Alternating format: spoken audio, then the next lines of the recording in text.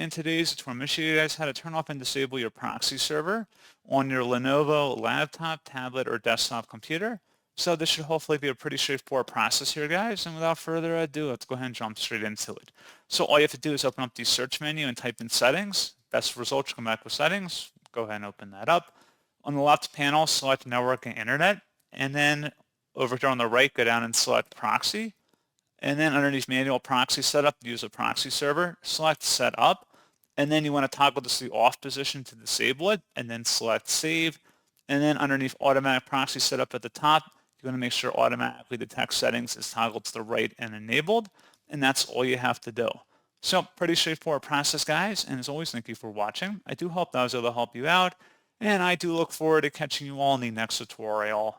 Goodbye.